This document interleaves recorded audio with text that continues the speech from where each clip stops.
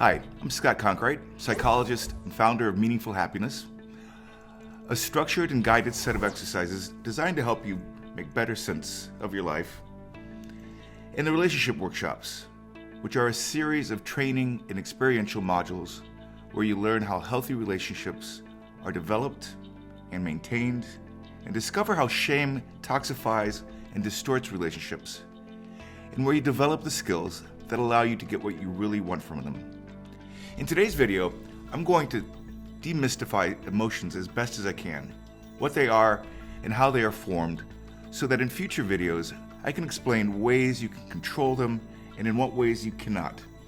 More importantly, I want to help you towards mastering how to maximize the positive ones and minimize the negative ones.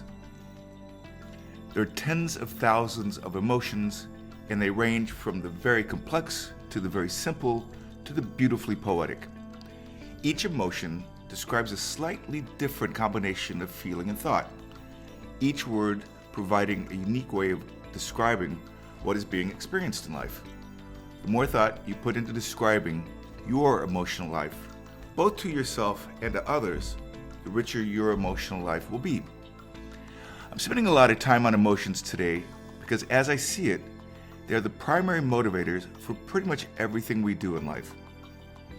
In fact, I think psychology has made a big mistake minimizing or ignoring the role of affect in our lives. Affect refers to the purely biological aspect of emotions. The 9 affects each have a unique biological response when triggered. There is more and more evidence that points to its powerful role in influencing the way we think and what we believe.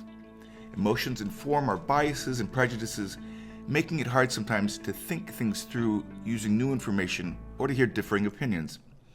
It has been shown over and over that facts and truth don't persuade anyone from what they strongly believe, mostly because people's beliefs feel true to them. The thought of no longer possessing a cherished belief and possibly being wrong makes us feel bad. Again, people tend to stick to a belief because that belief feels true, not because it is necessarily true.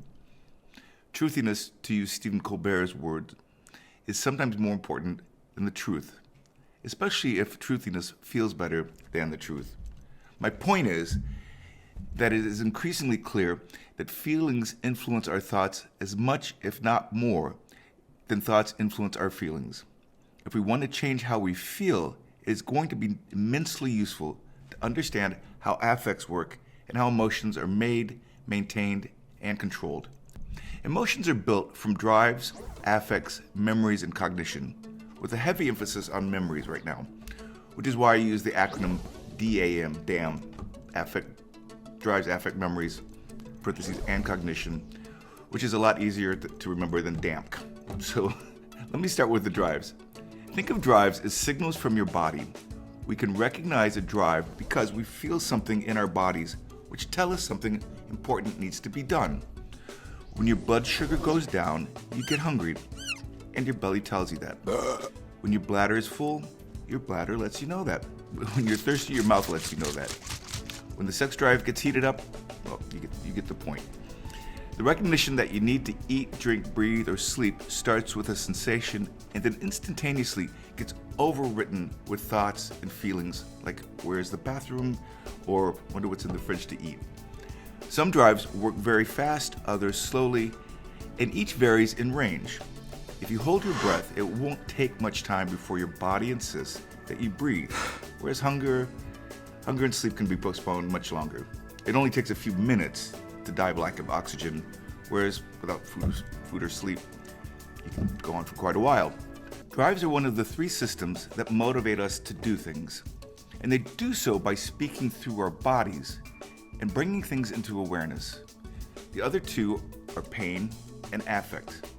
I'll talk about pain in a separate video, but drives don't really have the power to get us moving, to make things urgent, to heat things up, to make something important.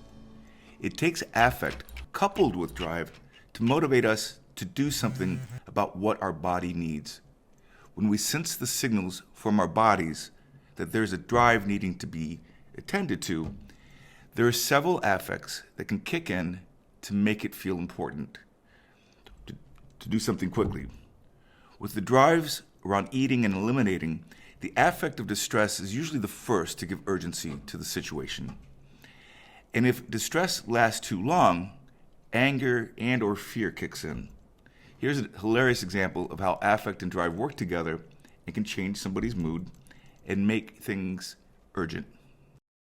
Come on, mate. What's wrong? Let's keep it drop. Drop. Ben, seriously, you gonna help or what? Don't strain yourself, mate, eh? No.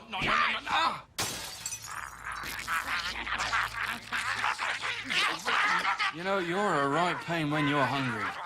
Here, have a Snickers, will you?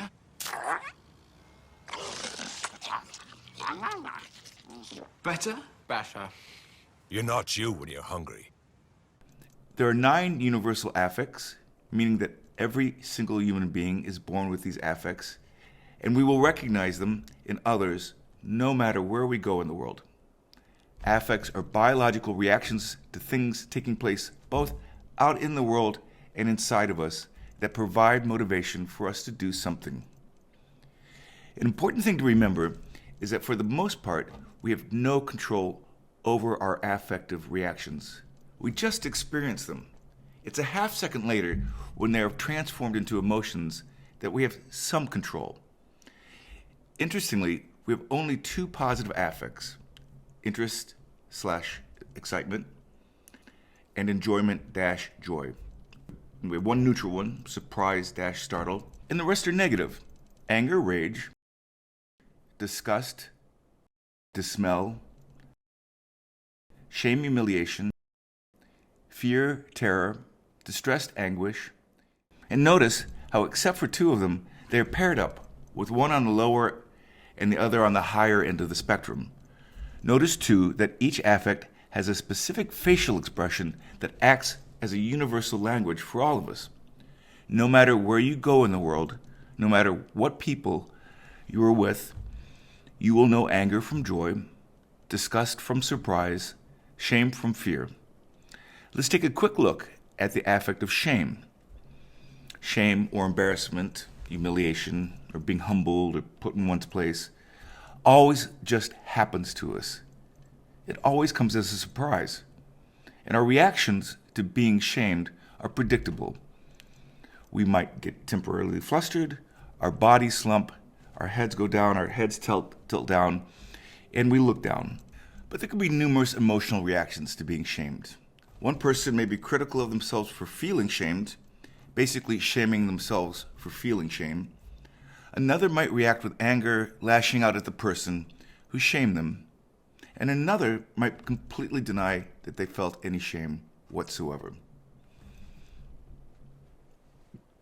One of the fascinating and beautiful things about how affects work is the way they combine with memory and thoughts, but also with other affects, all to create all sorts of emotions. And some of these memories and thoughts are ones we can remember, and many are outside of our awareness. Soon after we are born, we also start to have memories that are tied to each of the drives and to each of the affects. And over time, they start combining in all sorts of interesting and uniquely personal ways. Let's take a look at a doctor's visit. Newborns have no history of getting shots. They may cry at the discomfort of the needle, but they aren't scared the first time. But by age 2.5, toddlers now have the capacity to form personal memories which allow them to recall and create stories about events that have affects in them. These stories are called scripts. Going to the doctor becomes a script about either being sick or getting shots or some other, most often unpleasant experience. Depending on how that child's environment helped him deal with the distress of going to the doctor. Was the child soothed or shamed or punished for being afraid of the needle?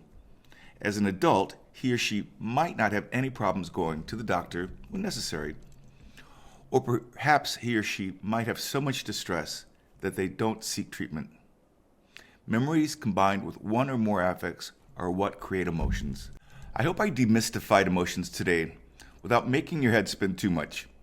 I know it's a lot to take in, but once you have a basic understanding of the difference between drives, affect, and memory, and see how they combine to make emotions, the world around you gets strangely more understandable and more complicated. And once you've got these concepts down, it allows me to explain lots of other amazing and very useful things about how relationships, starting with your relationship with you, work. And most importantly, how to improve these relationships.